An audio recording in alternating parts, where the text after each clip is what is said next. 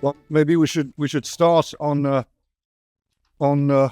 day 2 of proceedings in this conference on this conference towards the literary history of the Achaemenid Empire. Welcome all of you to panel 5 on Greek narratives, only one of the many areas which we're trying to cover in this conference. Today's panelists are Simone Oppen, who's with us, yes, and Dominique L'Enfant. Our first panelist, Simone Oppen, is a professor in classical and Near Eastern religions and culture, so she embodies the spirit of this conference at the University of Minnesota Twin Cities. Simone has a BA from Berkeley and a PhD from Columbia, 2019, on, and I quote, comparative perspectives on Persian interactions with Greek sanctuaries during the Greco-Persian Wars. She has a strong interest in Herodotus and ancient drama, in classics, classical archaeology, and also the ancient Near East. Well-trained classicist, but also a scholar trained, in fact, in Akkadian and Sumerian. So again, the perfect person to speak to us today. In fact, we're very proud that she's here, or with us at least in spirit, because she is, of course, a product of Columbia, and she was supervised by Liz Irwin, by Mark van der Meerup, and by myself. So we're immensely pleased and proud to listen to you on Herodotus, on Achaemenid respect for foreign religious authority. Thanks so much for that extraordinarily kind introduction. So I want to begin by thanking the organizers for the kind invitation to present at this workshop, and for so graciously accommodating my request to do so virtually in light of the birth of my second child this January. What I will be presenting today, accompanied by this slideshow, is a précis of the longer paper shared earlier this month. So at least 1/5 of the passages from Herodotus' histories that depict Achaemenid interactions with Greek sanctuaries during the Greco-Persian Wars demonstrate respect for foreign religious authority. The interactions in these passages include Datis' sacrifice on Delos and restoration of a statue to the island sanctuary, Xerxes' sacrifices at Troy and Athens, and his decision not to enter Athamas' grove, the Magi's libations at Troy and sacrifices at Cape Sepias, and Mardonius' consultation of Greek oracles. Previous scholarship on Herodotus briefly explains these instances of Persian respect for Greek sanctuaries as an aberration from a pattern of Persian sacrilege. The assumption underlying such scholarship appears to be one of homogeneity. Wartime Persian behavior at Greek sanctuaries is consistently atrocious, and contradictory evidence is essentially to be dismissed. My approach is to take seriously such instances of Persian respect for Greek sanctuaries and to attempt to fully explain and contextualize them, rather than to dismiss this effort as impossible because these instances do not fit a homogeneous pattern of Persian destruction. When we examine Herodotus' portrait of Persian respect for Greek sanctuaries during the Greco-Persian Wars in this way, a nuanced response to the Achaemenid Empire emerges. Preponderance of the evidence suggests that Herodotus preserves types of behavior more fully represented in other sources from the Western Achaemenid Empire.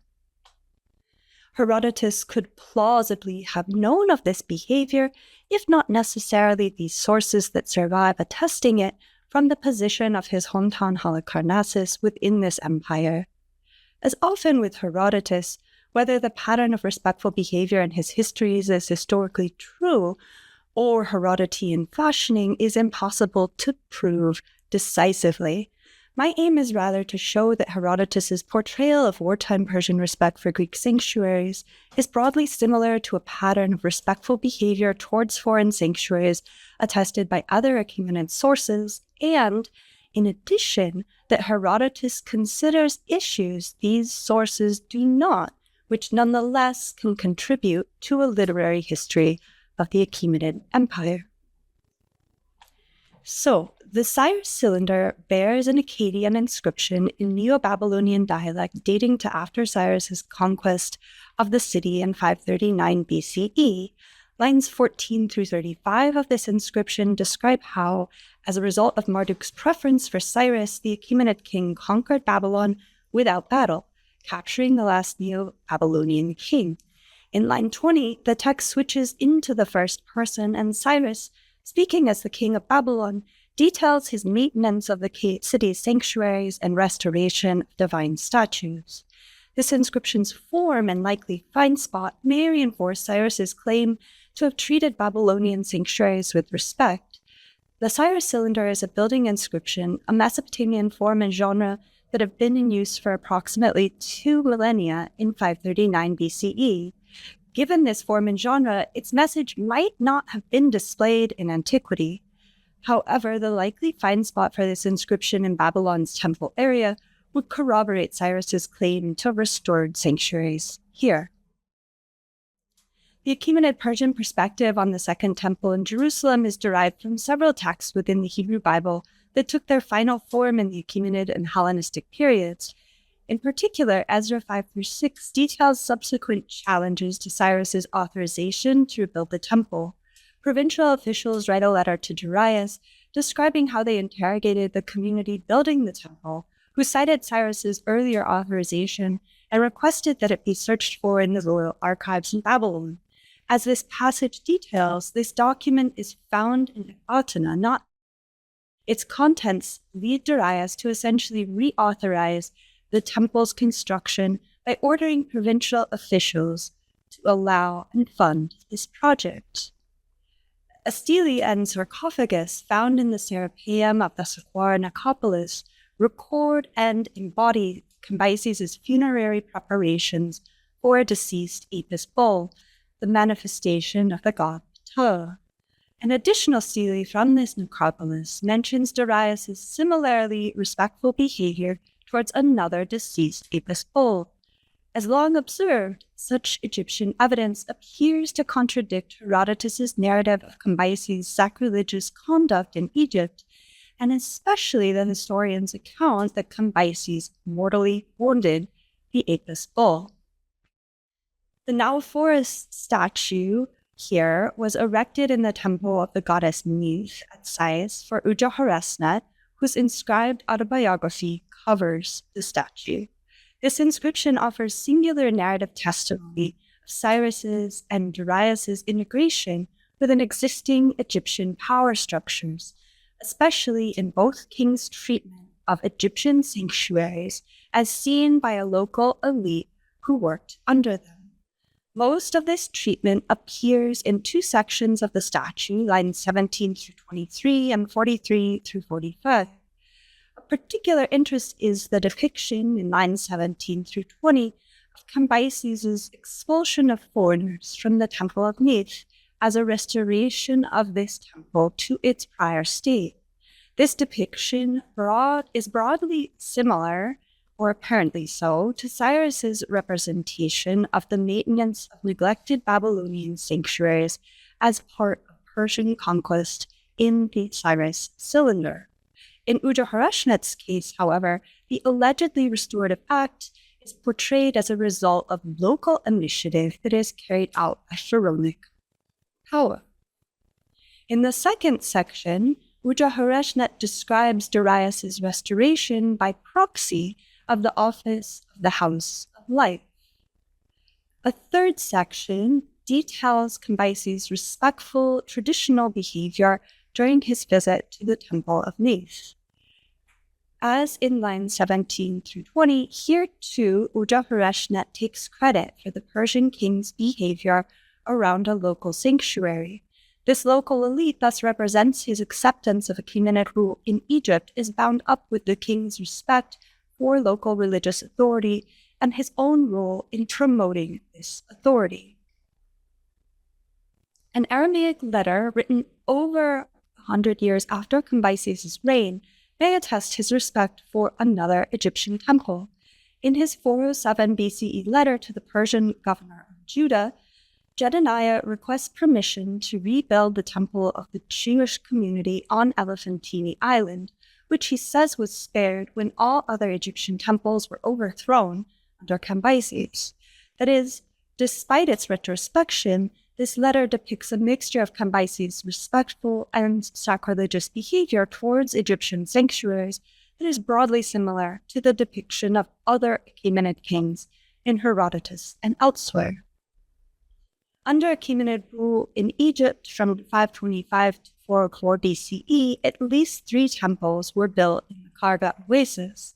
One of these temples at Qasr al-Gwaita bears Darius's cartouches, one in relief and one painted. Another, the temple of Amun-Hebes, is studded with reliefs and inscriptions, frequently featuring Darius.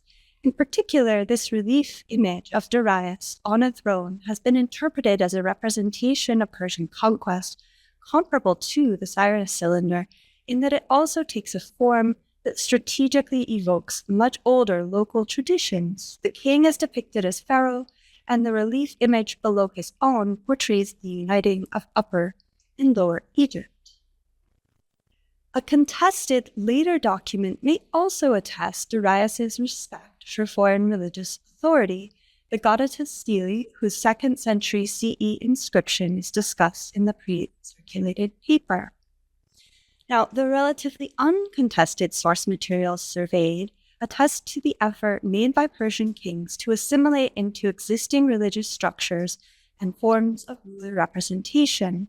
This apparent respect for foreign religious authority is demonstrated by the following types of behavior: physically maintaining or restoring sanctuaries, otherwise showing obeisance towards native divinities, and formally projecting Achaemenid kingship within local religious and political hierarchies. The Cyrus cylinder's first-person narration of the Achaemenid king's maintenance of Babylonian sanctuaries enacts the reasons alleged for Cyrus's successful conquest earlier in the document by showing just why Marduk preferred Cyrus.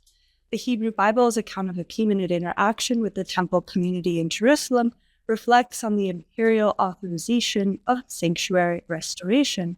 The stelae and sarcophagus for deceased Apis bulls depict Cambyses' and Darius' obsequies for a local divinity. Likewise, Cambyses' respect for Neith in Uda-Hareshnet's text and for the Jewish temple on Elephantine in Jedediah's letter. However, Uda-Hareshnet's uniquely contemporary perspective also reveals the interplay between local elite agency and such Persian behavior. The textual and visual evidence from the Karga oasis shows the material dimension of projecting Achaemenid kingship within local hierarchies, but it is not alone in this. The already ancient Mesopotamian form and genre of the Cyrus cylinder make an implicit argument for continuity and legitimacy. The Egyptian idiom of the stelae and sarcophagus for the Apis bulls, as well as the statue of Uda-Hareshnet, similarly confer legitimacy. The representation of such respectful behavior from both Achaemenid and subordinate perspectives can be understood as an ideological aspect of conquest that enables the maintenance of empire. However, the violence of conquest is nearly absent from these sources. The Cyrus cylinder depicts Cyrus's march on Babylon euphemistically as bloodless, while Uda-Hareshnet's text vaguely describes a great disaster interpreted as the Persian invasion of Egypt. This representation also provides context within which to understand the features of Herodotus' narrative on which the remainder of this presentation focuses. We have no way of directly knowing the official Achaemenid perspective on Greek sanctuaries during the Greco-Persian Wars. Additionally, Achaemenid sources from Xerxes' reign do not depict respect for foreign religious authority, to which we might compare Herodotus' portrayal. As Section 2 analyzes, Herodotus' narrative does, however, preserve traces of respectful behavior during the reigns of Darius and Xerxes that broadly resemble those in the evidence surveyed in Section 1. In comparison to the sources in Section 1, Herodotus is notable for his frequent and varied consideration of how this respectful Achaemenid behavior relates to more violent aspects of conquest. So now to the part of the paper that does not expose me to my relative ignorance compared to many in this room. And so I hope that you'll enjoy the tour of Herodotus, although the slides are much less interesting. So, respectful behavior in Herodotus's depiction of wartime Persian interactions with Greek sanctuaries is expressed variously through books 6 through 8 as restraint, statue restoration, dedication or sacrifice, and consultation. These instances of respectful behavior frequently allude to an imagined Persian perspective and are juxtaposed to sacrilege. They are best understood in dialogue with one another and other logoi in the histories. I argue they can be read as a sustained exploration of the Persian perspective on conquest, as imagined by a Greek-speaking subject of the Achaemenid Empire. Herodotus's repeated use of juxtaposition and depiction of interactions with locals in these passages build towards a layered exploration of the motivations behind respectful Persian behavior. In contrast to the wholly negative portrayals elsewhere in classical Greek literature, Herodotus's narration serves to erode the concept that sacrilege at Greek sanctuaries is the definitive feature of Persian attempts at conquest. The extended passage around this selection provides several reasons to suppose that the Persian sacrilege referenced and depicted earlier will repeat itself on Delos, but 697 enacts a break from this pattern. In his speech in 697, Datis's herald offers an alternative to the normative influences about Persian behavior at Greek sanctuaries that one might draw from the Persian army's actions on Naxos in 696, where they set fire to sanctuaries and city. Speaking for Datis, the herald appears to rebuke the Delians for such inferences in 697 when he suggests that they flee because they have formed unfavorable prejudices against him. The royal command the herald then mentions clearly marks 697 as an official Persian perspective on conquest. This command may be understood as an explanation for this section's break from a textual pattern of threatened and actual Persian sacrilege at Greek sanctuaries, observable in 696 and since the beginning of the Ionian Revolt. And yet it also places Herodotus's audience, together with the Delians, at a third remove from Darius's words, ostensibly related by the king to Datis to the latter's herald. At the same time, the vocabulary around heralds with which this royal command is framed references the mode in which Darius attempted to communicate with Greek city-states in 491 BCE, and more generally, Herodotus's history of Near Eastern potentates' attempts to communicate with Greeks. The audience's distance from Darius's words at 697 suggests the challenges of actually knowing the king's perspective, while the vocabulary framing his command marks this explanation for a local break in sacrilegious behavior as the continuation of another pattern of Persian and earlier Near Eastern attempts to communicate with Greeks described throughout Herodotus's text. Our next depiction of Achaemenid respect for foreign religious authority in Herodotus 6:118 offers what purports to be an official Persian perspective and simultaneously questions the extent to which a commander's actions can be attributed to an earlier royal command. The Herodotean narrator speaks at 6:118:1, but he represents what the Median commander saw in his sleep. Datis's subsequent restoration of a statue of Apollo to Delos in this passage could be understood as obedience to Darius's command not to harm this island or its inhabitants in 697.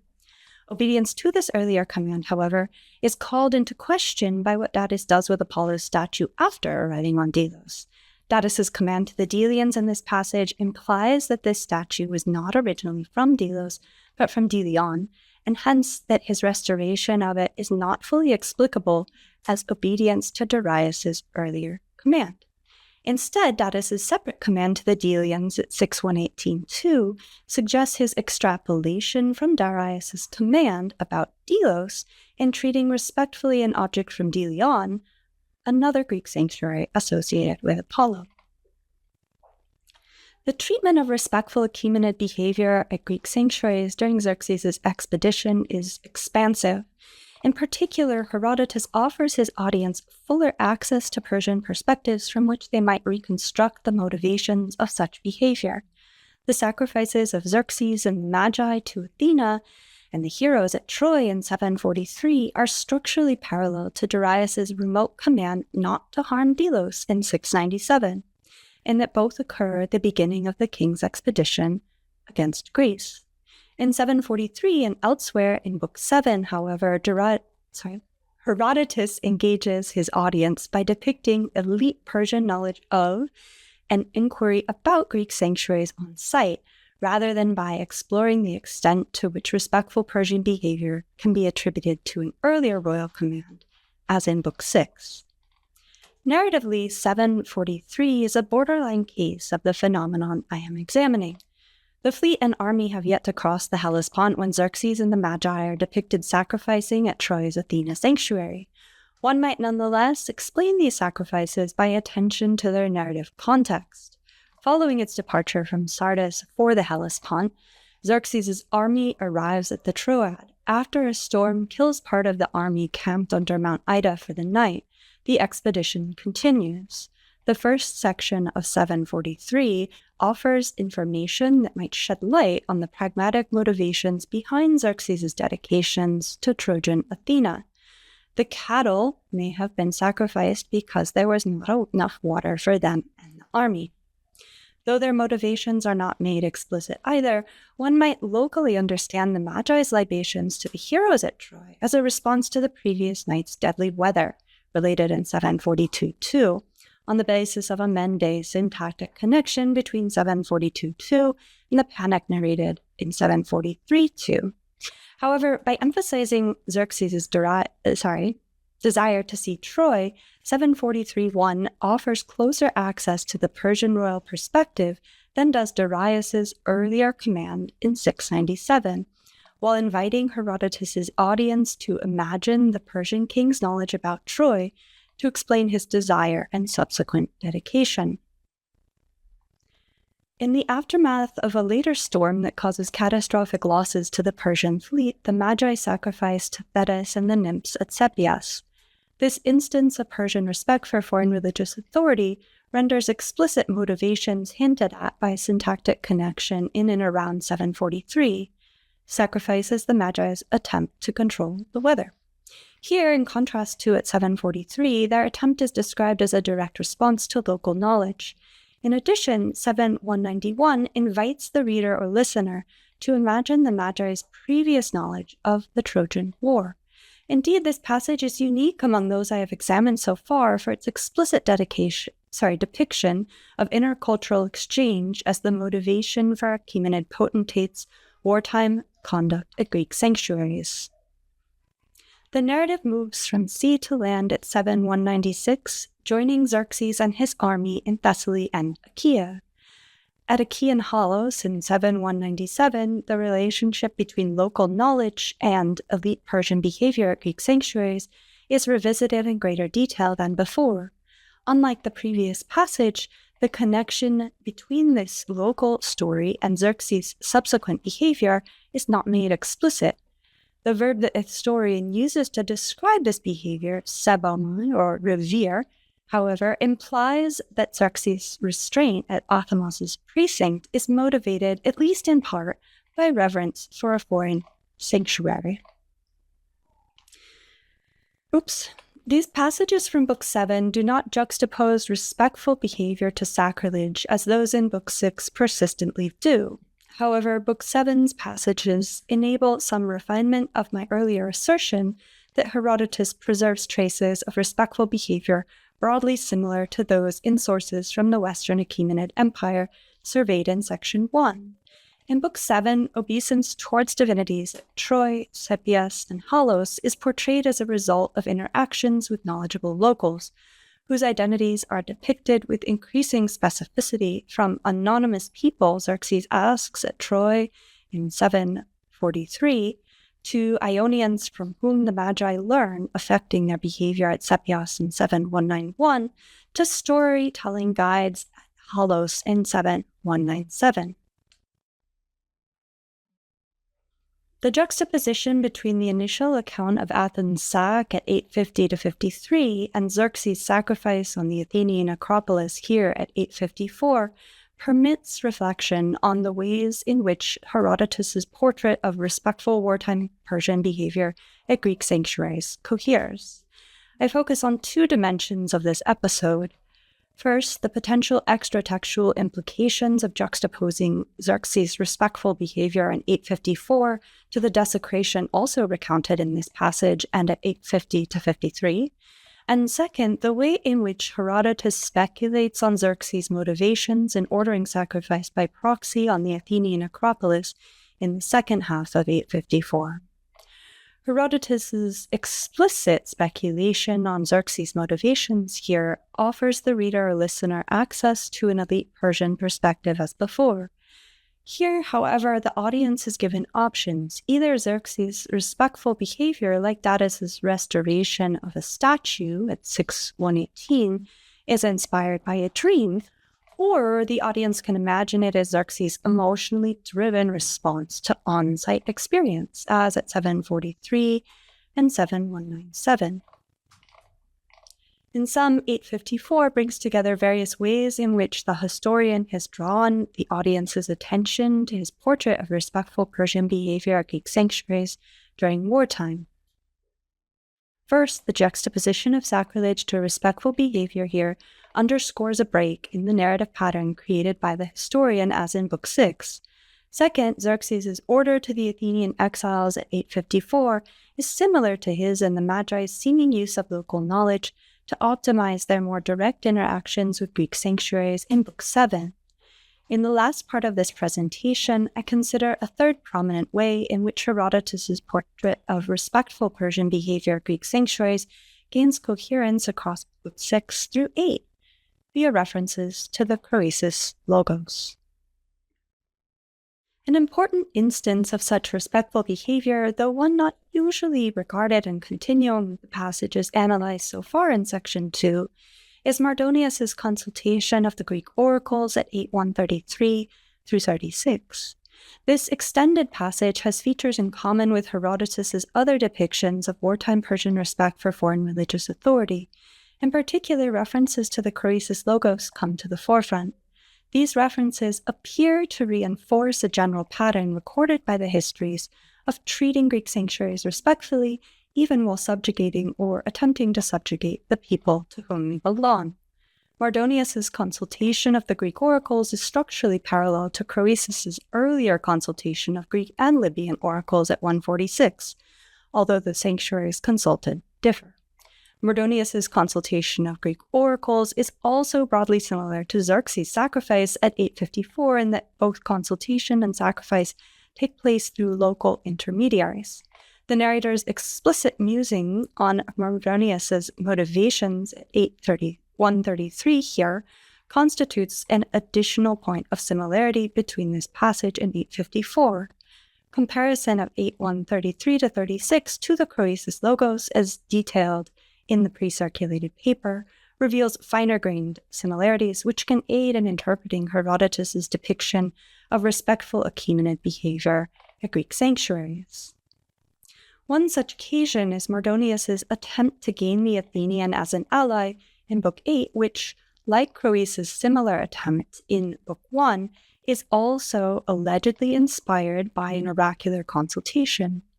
After narrating the wonder that the prophet of the Theban Ptolemy delivered oracles in a foreign language in 8135, Herodotus implies and then states that these oracles likely motivated Mardonius to send Alexander to Athens in 8136.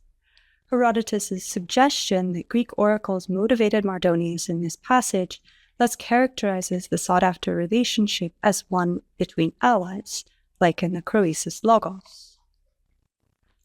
This presentation has examined Herodotus' investigation of respectful Achaemenid behavior at Greek sanctuaries during the Greco-Persian Wars. This aspect of Herodotus has not been comprehensively examined before. Nonetheless, there are good reasons for considering the passage the passages, rather, that portray this phenomenon spread over 3 books of the histories together. Quantitatively, these passages constitute at least a fifth of all wartime Achaemenid interactions with Greek sanctuaries in the histories. Despite their wide separation, narrative commonalities also emerge from these passages. The juxtaposition of sacrilege to respectful Persian behavior at Greek sanctuaries, and the use of local knowledge to inform this behavior. My approach has been to consider Herodotus's portrayal of respectful Achaemenid behavior at Greek sanctuaries in its wider contexts, in the histories and beyond. In other words, to consider where the evidence that we do have may lead, rather than dismissing it as inexplicable for its seeming incongruousness. I have found that there are broad similarities between the types of behavior Herodotus portrays and that attested elsewhere in the Achaemenid Empire. However, Herodotus's portrayal is especially noteworthy for the manner in which he lends it coherence by referencing his own text and examining how respectful behavior relates to other aspects of conquest, thereby providing a double literary history distinct from the history suggested by the evidence surveyed in Section 1. That is, Herodotus persistently considers how respectful Achaemenid behavior might relate to sacrilege during wartime, as explored throughout Section 2, and places this behavior on a continuum with his account of Croesus' consultation of and dedication at Greek sanctuaries, even while subjugating the people to whom they belong. To sum up, then, on the basis of this presentation, what Herodotus ultimately offers to the project of a literary history of the Achaemenid Empire. The historian makes his text key to understanding aspects of empire that might seem obvious from the point of view of a conqueror, but arouse curiosity in subjects like himself. By moving from royal command to responses to local knowledge to local intermediaries themselves as the motivating factors driving respect towards foreign religious authority across books 6 through 8 of the histories, Herodotus offers a uniquely detailed perspective on how individual subjects, when faced with the overwhelming might of an invading empire, can ultimately affect outcomes. Thank you.